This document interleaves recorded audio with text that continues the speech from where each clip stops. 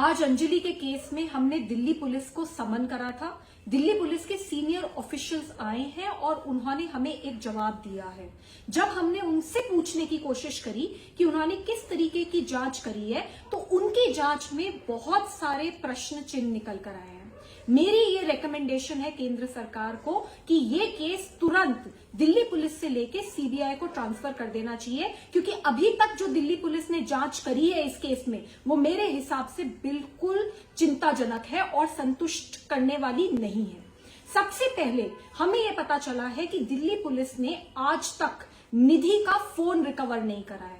ऐसा कैसे हो सकता है? निधि का फोन रिकवर करना बहुत जरूरी है, क्योंकि उस फोन में बहुत इंपॉर्टेंट एविडेंस हो सकती है। तो अभी तक निधि का फोन रिकवर नहीं करा गया है, कन्फिस्केट नहीं करा गया है, एफएसएल में नहीं भेजा गया है। ये बहुत बड़ी बात है।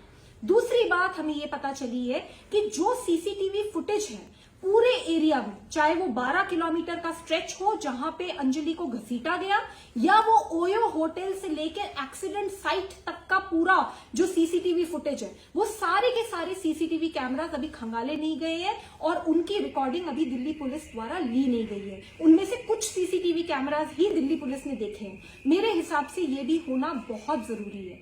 तीसरा, जितने भी आई विटनेसेस हैं उन सबके 164 स्टेटमेंट नहीं हुए हैं अभी तक।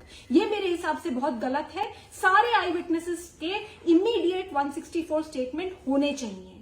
मैं ये मानती हूं कि दिल्ली पुलिस का रवैया इस केस के प्रति बहुत ही ज्यादा प्रश्न रेज करने वाला रवैया रहा है, क्योंकि दिल्ली पुलिस ने हमें बताया कि 2/22 पर पहला कॉल आया था उनके पास पीसीआर पे, जिसने बताया, आई विटनेस ने बताया कि एक लड़की गाड़ी के अंदर फंसी हुई है, उसे घसीट के गाड़ी लेके जा रही है।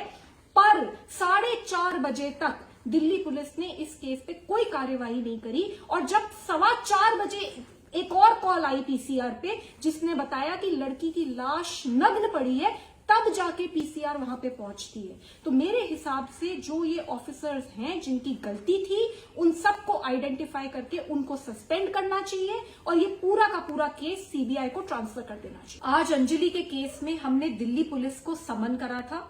दिल्ली पुलिस के सीनियर ऑफिशियल्स आए हैं और उन्होंने हमें एक जवाब दिया है।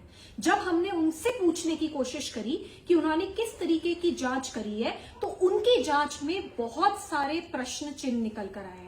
मेरी ये रिकमेंडेशन है केंद्र सरकार को कि ये केस तुरंत दिल्ली पुलिस से लेके सीबीआई को ट्रांसफर कर देना चाहिए, क्योंकि अभी तक जो दिल्ली पुलिस ने जांच करी है इस केस में, वो मेरे हिसाब से बिल्कुल चिंताजनक है और संतुष्ट करने वाली नहीं है।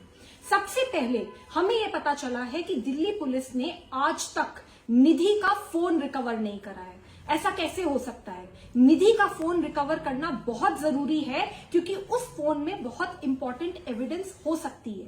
तो अभी तक निधि का फोन रिकवर नहीं करा गया है, कन्फिस्केट नहीं करा गया है, एफएसएल में नहीं भेजा गया है। ये बहुत बड़ी बात है।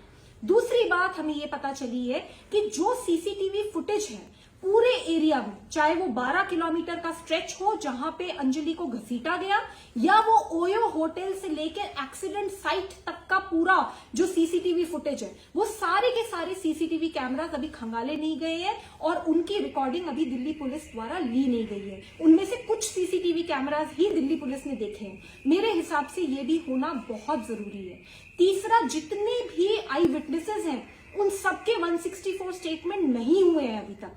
ये मेरे हिसाब से बहुत गलत है। सारे आई विटनेसेस के इमीडिएट 164 स्टेटमेंट होने चाहिए। मैं ये मानती हूं कि दिल्ली पुलिस का रवैया इस केस के प्रति बहुत ही ज्यादा प्रश्न रेज करने वाला रवैया रहा है, क्योंकि दिल्ली पुलिस ने हमें बताया कि 2/22 पर पहला कॉल आया था उनके पास पीसीआर पे, जिसने बताया, आई विटनेस ने बताया कि एक लड़की गाड़ी के अंदर फंसी हुई है, उसे घसीट के गाड़ी लेके जा रही है। पर 4:30 बजे तक दिल्ली पुलिस ने इस केस पे कोई कार्यवाही नहीं करी, और जब 4:15 बजे एक और कॉल आई पीसीआर पे जिसने बताया कि लड़की की लाश नग्न पड़ी है, तब जाके पीसीआर वहां पे पहुंचती है। तो मेरे हिसाब से जो ये ऑफिसर्स हैं जिनकी गलती थी, उन सबको आइडेंटिफाई करके उनको सस्पेंड करना चाहिए और ये पूरा का पूरा केस सीबीआई को ट्रांसफर कर देना चाहिए।